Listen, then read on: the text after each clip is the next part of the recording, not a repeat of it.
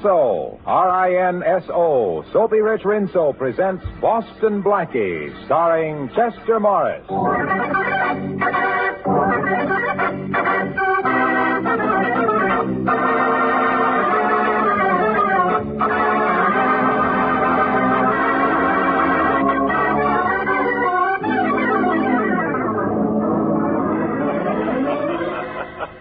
What are you reading, Chief? Little Abner? No, listen to this, Matthews. Special feature of the Great Gems exhibit at the famous Godet Jewelers will be the incomparable Star of the Nile emerald. One of the most precious gems in the world. So precious that George Stevens, vice president of Godet's, is personally bringing the star to Chicago from Chicago to New York. I don't get the joke, Chief. Sure you don't, because you don't know that Boston Blackie's on the same train with George Stevens. Chief, I don't get it. Well, if I know my Boston Blackie, and to my great sorrow I do, he won't be able to resist a little gadget worth a cool $200,000. I still don't see what's funny. Besides, Blackie hasn't gone after sparklers in a long time. I know that, but I also know one thing that sparkles that's right up Blackie's alley. What's that? Dames. Sure, Chief, but the Star of the Nile ain't a dame. Yeah, but Helen Crew is. Helen Carew? Yeah, something's bound to happen on a train when it's carrying those three. George Stevens, Helen Carew, and Boston Blackie.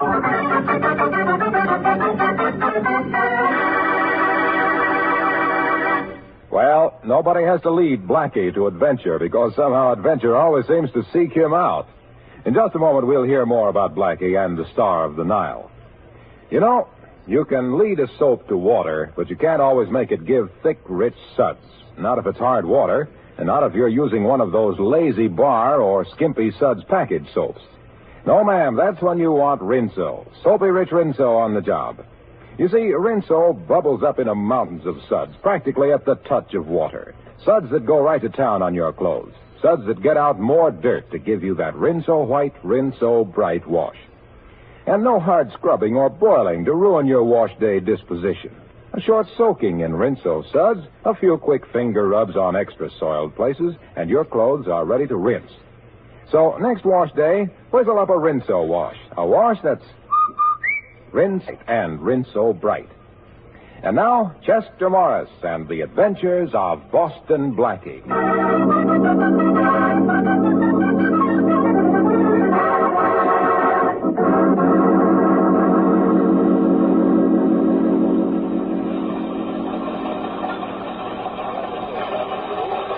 It's obvious that an international bank should be established for reconstruction.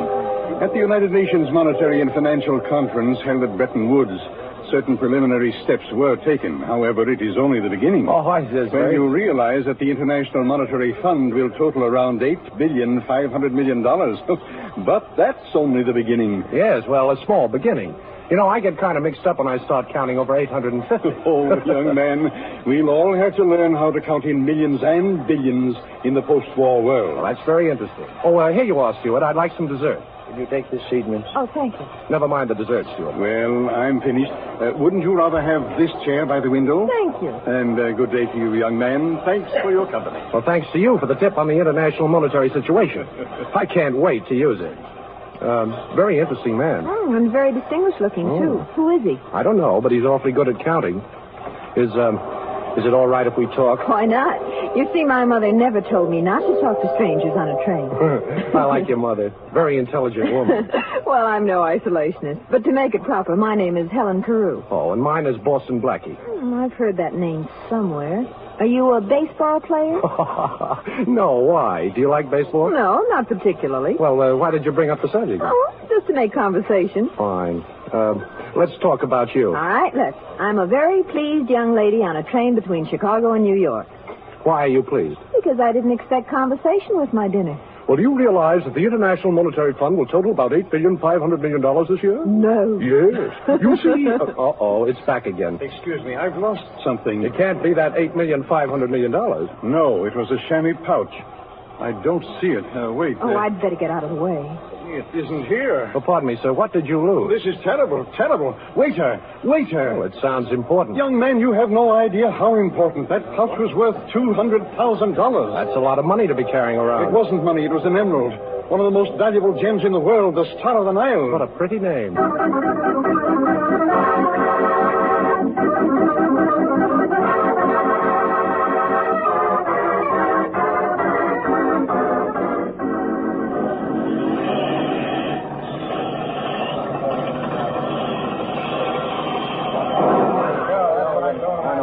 I tell you, Inspector, I've been robbed. It was sometime during the dinner hour. The Star of the Nile is missing. Okay, Mr. Stevens, I got that much from the telegram the conductor sent.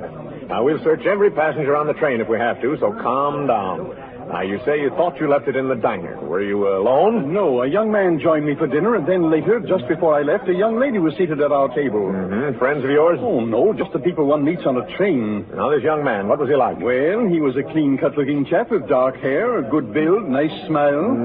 I'm not a bit surprised. And the young lady? Oh, quite attractive. As a matter of fact, the young man seemed rather taken with her. Well, Mr. Stevens, I don't think you have to worry about your Star of the Nile. I might even say the situation is well in hand. Matthew should be here any moment now with the man we're looking for.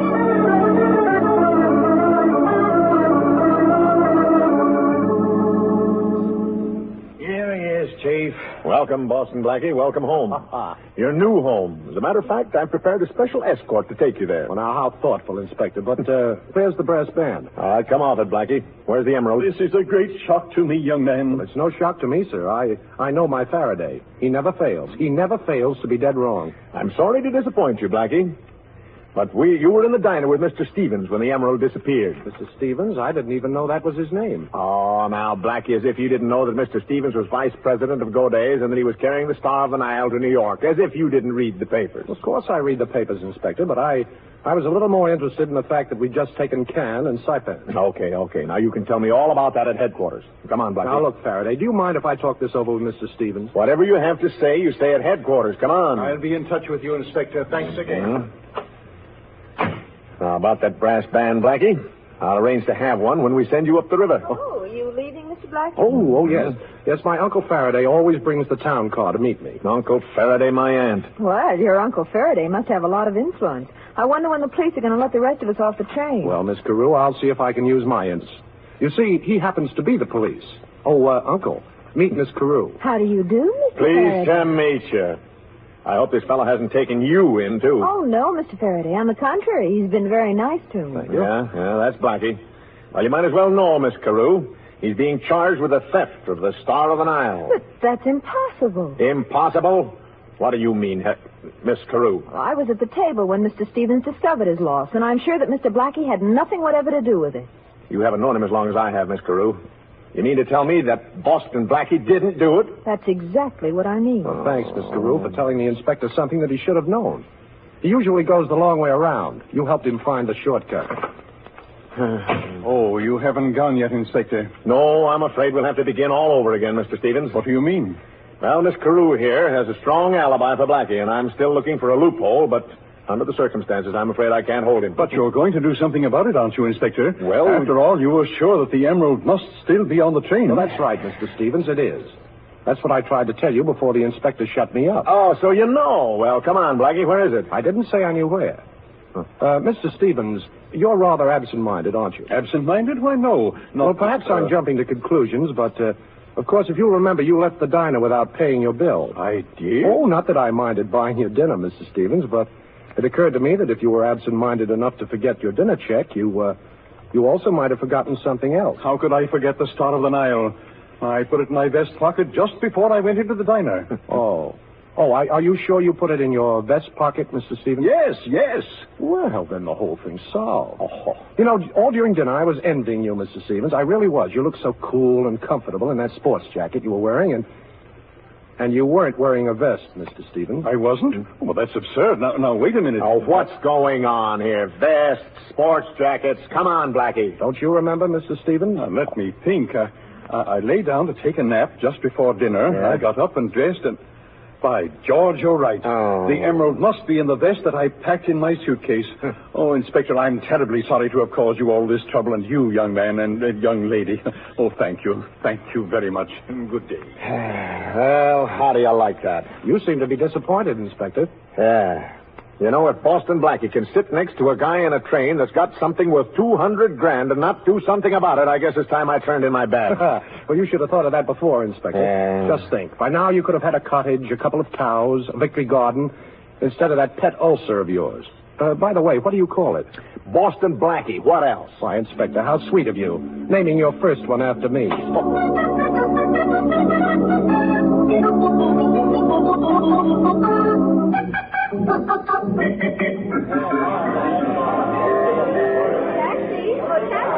Oh, Miss Carew, I've been looking for you. Here's a cab coming up now. May I drop you someplace? Oh, thanks. Where to, Miss Carew? The Middleton, please. Okay, driver, 48th Street off Lexington.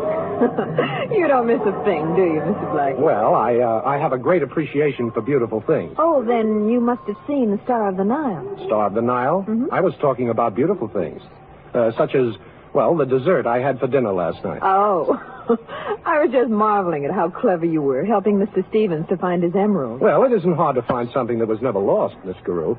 And, incidentally, thanks for putting in a good word for me with the inspector. Oh, don't mention it. By the way, I'll bet there's another thing your mother forgot to warn you about. Oh? Accepting dinner invitations from a young man in a taxi cab.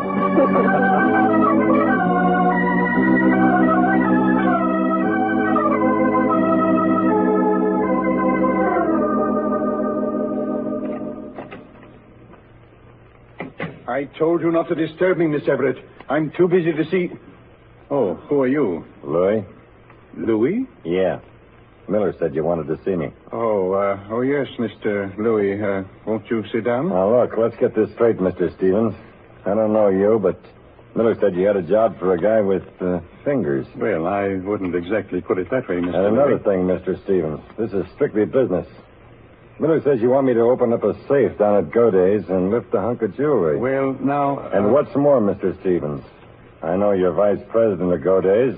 That's your business, but it ain't mine. And if you're worrying about what might happen, you're in a swell spot. After all, who'd the judge believe, me or you? Well, I'm glad we understand each other, Mr. Louis. The emerald has already been deposited in the Goday vault, and since the exhibit will open tomorrow, there's no reason for any further delay.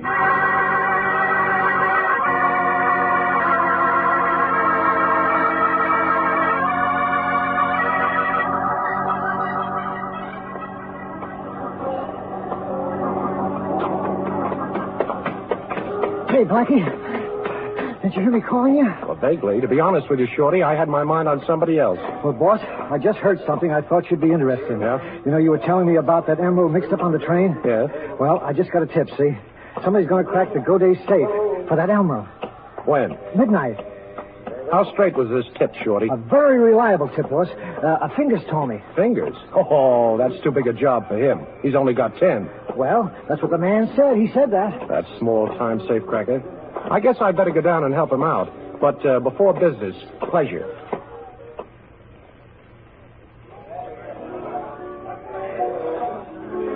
Well, for once, Miss Carew, I can't blame Farraday. After all, he brought us together. Brought us together? Yes. What do you mean? Well, if he hadn't accused me, you wouldn't have had the opportunity to vouch for me, and, well, I wouldn't have had the opportunity to show you my appreciation. Oh, I see. Well, the whole thing was a little silly anyway. Oh, well, not altogether. Faraday has the memory of an elephant and the persistence of a little beaver. And looks like both of them. If anything happens, it's got to be Boston Blackie. Oh, that's a nuisance, isn't it? Oh, I don't know. Faraday hounds me, but it's good to have him around at the wind-up. Blackie, I don't quite make you out, but I like you. Thanks. I hope that's an understatement. Well, I'm surprised the police are so suspicious of you. Oh, that's the story of my life. You see, Faraday has good instincts, only he picks the wrong person. If he knew, for instance, that tonight I may have something to do with robbing a vault, he'd become suspicious right away. But, of course, you haven't anything to do with that. But, of course, I have. Only it's not as bad as it sounds. Oh, now I'm really puzzled. Well, the only puzzle is, why don't I spend the rest of the evening with you? Meaning that you have to leave? Meaning that I have an important conference about something green and something Egyptian. Oh, I see. But like the Sphinx, you won't talk. Perhaps I'll have something to tell you later. I'll get your coat. Oh, thanks. I have your phone. But don't make any dates for the next month. I want to put in my bid first. Hello? Operator? Give me Madison 72772. Hello? Inspector? This is Helen Carew. I just had dinner with Boston Blackie. We're leaving now. He's dropping me off at my hotel. He's going down to Goday's. He's out for the emerald. And, Inspector, if you should happen to catch him, please don't mention me.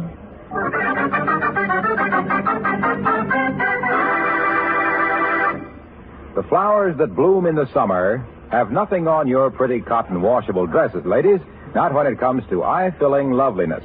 And say, You were particular to pick out just the dresses you wanted, weren't you? Well, then you ought to be just as particular about your soap. That's when you want Rinso. Wash after wash, Rinso leaves your clothes bright and new-looking because those power-packed suds get out more dirt. Yes, you'll be proud of your Rinso wash. I'll bet you'll join our chorus of women who have learned to sing their way through wash day like this.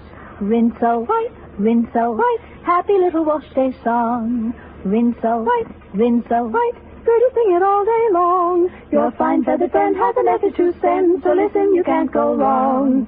Rinso white, Rinso white, happy little wash day song. So get Rinso tomorrow. Then now back to Chester Morris and the adventures of Boston Blackie.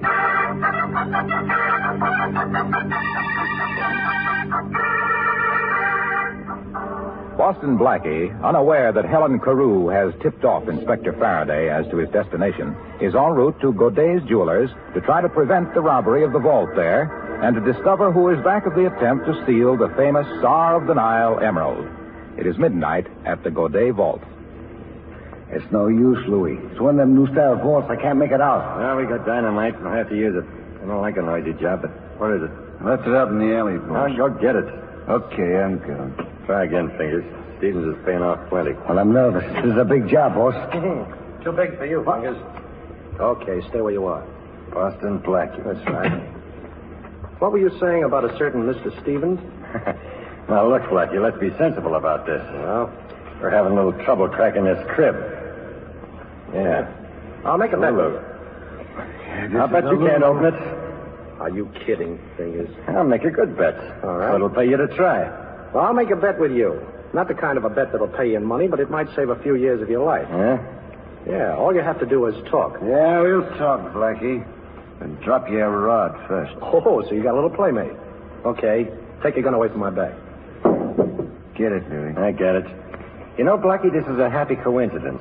As I said before, we can use you. Only now the bet's off. You're just going to do it. Come on, get those fingers working. And suppose these fingers can't open the vault. And the next time you go to buy gloves, you better look for mittens. Come on, take a good look at the crib. Oh, a beautiful job.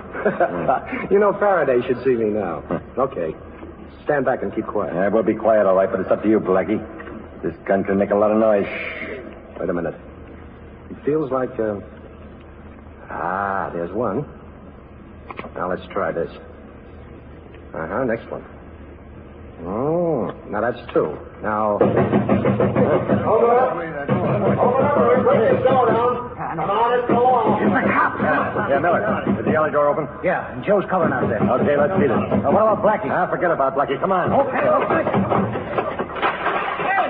Hey, now, Chief! Stop, Blackie, or we'll shoot! I warned you, Blackie. Hey, this isn't Blackie. Hey, who are these other two? Oh, Louis, huh? Yeah, Fingers and Miller. Hey, what is this, a national convention? Where's Blackie? How'd you know Blackie was going to be down there, Farraday? A little bird told me, but where is he? Well, now, I don't expect you to believe this, Inspector, but so help me. We were passing by the alley, and we heard a noise, and we come in. Naturally curious, you understand? Yeah. And who do you suppose was starting to crack that vault? Don't tell me. Boston Blackie? Yeah. Well, then what are we doing out here in the alley? He couldn't have gotten away. Yeah, Chief, there's only two doors to that room. We came through this one. Hey, so he better be back in that vault room. That's right. Eddie, watch these mugs here. Right. Come on, Matthews, let's have a look. They ain't in here, Chief. They ain't in here. Oh, I can see for myself, Matthews. I can see for myself. Must have slipped through the door before we came in. Matthews, you're fired. Me, Chief, I ain't done nothing. That's the trouble. You never do anything. I'll see if the vault's open, Matthews. Okay, Chief. Now, lock sight of the drum. There's a mark on it. Looks like we saved the emerald for go days, huh, Inspector? Yeah, but I wish somebody had saved Blackie for me. Matthews, I hate to say it, but we gave Blackie a break. We came in just in time to save him from getting into trouble.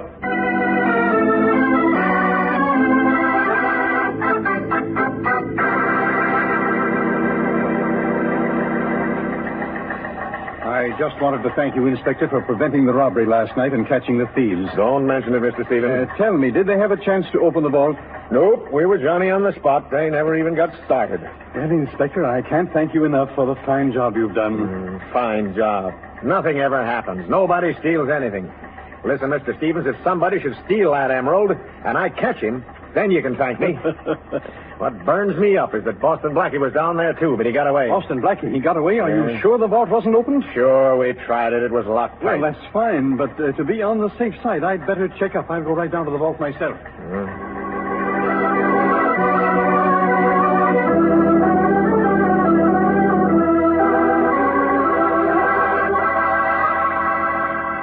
But I tell you, Farraday, it's gone. The emerald's gone. I just searched the vault. It's gone. That's great. I've really got Boston Blackie now.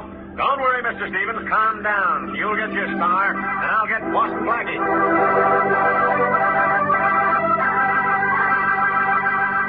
So that's what happened, Helen. Farraday collected 3 mugs, and he didn't seem pleased about it. But, Blackie, how did you get out? Well, while Farraday was rounding up the other mugs, I got the last number of the vault's combination, you see? Mm-hmm. I opened the door and stepped in and then closed it. But you might have been locked in. I was locked in, fortunately, because somebody tried the handle of the vault later.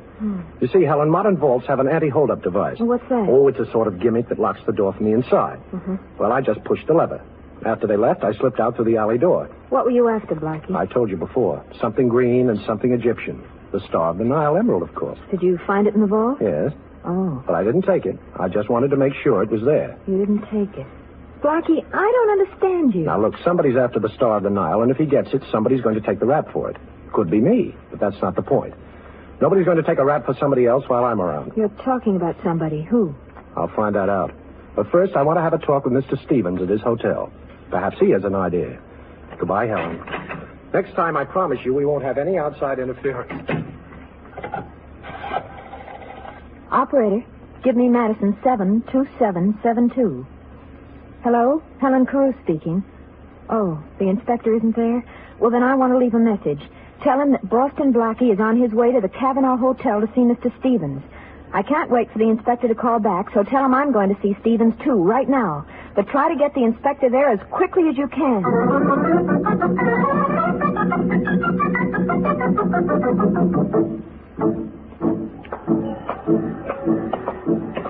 Slow down, Blackie. Slow down there. Okay, you can march in step with me and Matthews now. You taking your afternoon constitutional, gentlemen? What were you doing back there at the Middleton apartment, Blackie? Now, Inspector, you're privileged to know anything about my public life. But I insist that you don't interfere in my private affairs. Well, this is a little private affair that I am interfering in. You're under arrest for stealing the Star of the Nile. What, again? And no alibi this time either. You were down at the Good Day Vault with Louis and the 2 other guys. I got them and searched them, but you got away. Now, somebody got that emerald out of the vault. Come on. Shake a leg, Blackie. Hey, I didn't say stop. I said go. Police! Police, I've been robbed. You have? Who robbed? Have you gone nuts, Blackie? Let me go, police! Oh, cut it out. What is it? Who, what? Let me go. Help. Now, listen, you all really give it to you. You're insulting me. Oh, hey, he's gone. Matthews, why don't you help me out of this? Come on. Hey, folks, look, I'm a police inspector. Honest, I am. Matthews, quick, shoot it, Blackie! Hey, listen, all of you, stand back. Lay off that fella. He's a police. That's Matthews. He's police, too. Chief. Thanks, Chief. Say, did Blackie get away? Yeah. Matthews, you're fired!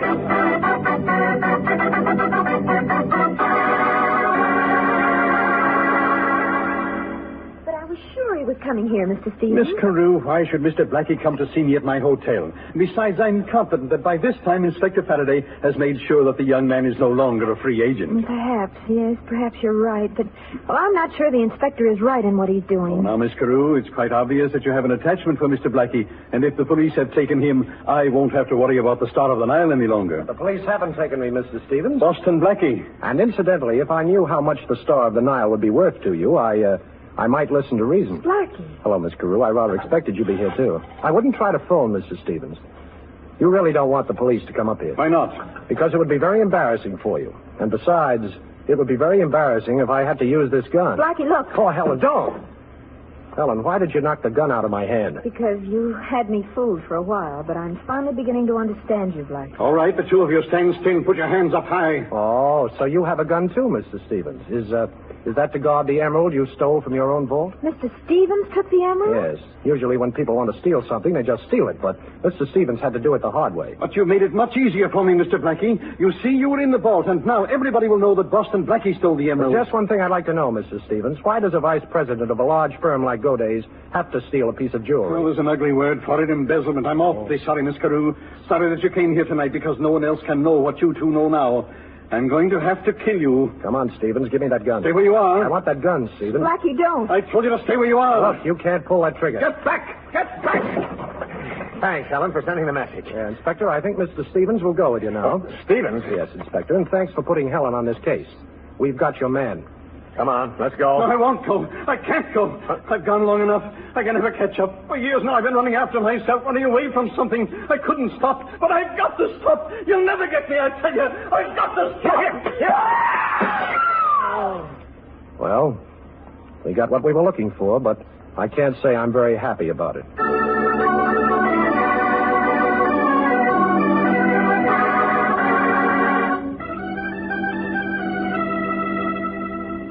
Well, Farraday, this time I really got to thank you. Don't kid me, Blackie. No, on the level. You saved my life. You know, it's the first time in 10 years that I've been scared. Really? Well, you know, Stevens might have pulled that trigger. No such luck. Oh, very funny. Yes, he'd have shot Helen and me if you hadn't knocked on the door. He had only one other way out, Farraday, and because you came in, he took that way. Always blaming it on me, huh? Now, look, Inspector, won't you miss me a teeny little bit? Does a guy miss a headache? You know, Helen, you really had me fooled. Hmm? Well, let me give you a tip. The next time you call Madison 72772, you better be inside a telephone booth. What? Remember when we were out for dinner the first time? Yeah. Well, I went to get your coat, and as I was leaving, I heard you ask the operator for Madison 72772. My private number. Sure. Only a few people know that number, and I'm proud to be one of them. So you knew I was working for the inspector? Sure, but that didn't matter. You already had your hooks in me, and I couldn't get loose. Well, perhaps now you'd like me to unhook you? Oh, honey, with you, anything goes. By hook or by crook.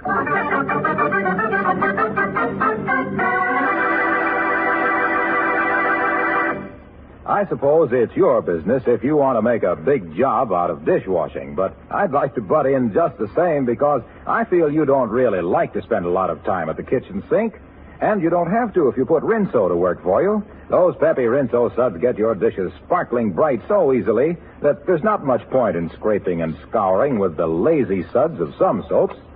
And Rinso's so economical, too. Just a little Rinso goes a long, long way. So better get Rinso tomorrow for dishwashing, for all the soap and water jobs around the house, and for a wash that's Rinso White and Rinso Bright.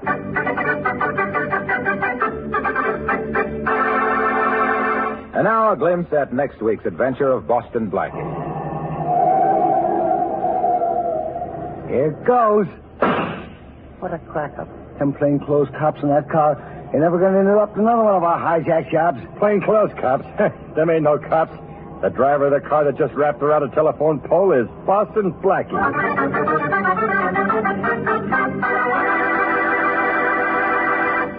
Friends, millions of tons of paper are needed to ship ammunition and blood plasma, so vitally necessary in the winning of this war. Do your share to see that our boys get the material they need. Save paper. The need is terribly urgent. Now, one simple way to help is to take your own shopping bag to the grocer's.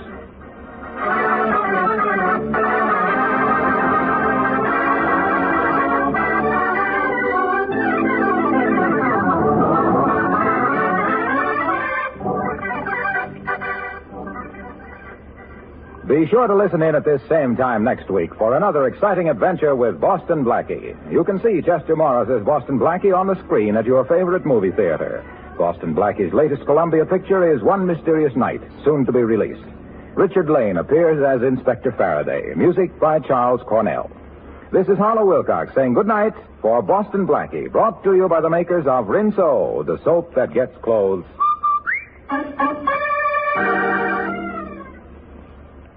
And when you get Rinso tomorrow, buy some Lifebuoy, too. Use Lifebuoy in your daily bath or shower. You'll love that rich, purifying lather. You know, of 7 leading brands, Lifebuoy gives you the most soap for your money. And besides, it's the only soap especially made to stop... This is the National Broadcasting Company.